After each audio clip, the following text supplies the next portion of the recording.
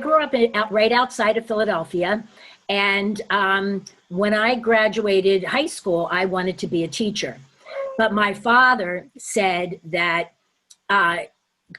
teachers, it was a dangerous job. I wouldn't make any money, and, pick something else. And he really wanted me to be a lawyer. I had discovered the paralegal field. And so we made an agreement that I would study to be a paralegal. And if I liked it, then I would go to law school. And so I did that, and I worked in that field for about 10 years. And I really didn't like it at all. So when I moved to Boston, after I met my husband, he went back to school at Northeastern to get a mechanical engineering degree. And so I decided I was going to go back to school to work on my teaching degree. And I was terrified. I was 25 years old at the time, and I just picked it. It was an all-girls school called Emmanuel College. And I picked it literally because it was right down the street from where I lived in Fenway. And that was really the only reason I chose it. But it turned out to be, it was the perfect school for me because it completely empowered me as a woman who grew up in a patriarchal kind of household and city and went to a patriarchal school. And there I met Dr. Rosemary Tobin. And Dr. Rosemary Tobin was, she was just like everything that I thought a New England professor, a professor at a New England college would look like, right? And she had the blonde bob and pearls and, dressed, beautifully and she was quiet and reserved and respectful and just so much class. And, I came from Philadelphia punk rock world and was, a little rough around the edges.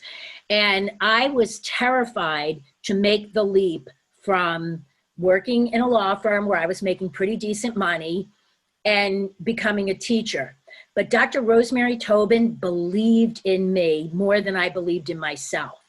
And so she would constantly encourage me and just give me that self-esteem that I could do it. And she'd, write long notes on my papers that I wrote where, I started to say, well, hey, maybe I'm good at this. Maybe I can do that. She was my teacher for my student teaching, the, one that came in and observed me, and, she'd give me the most incredible feedback. And so when I was going to make the jump from working in law firms to being a teacher, she would sit down with me and talk to me and encourage me and say, you can do this, Nancy. Like, you're going to be great.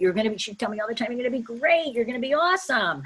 And so I am so eternally grateful to her to this day. We keep in touch. We talk, a couple times a year. I'm friends with her daughter.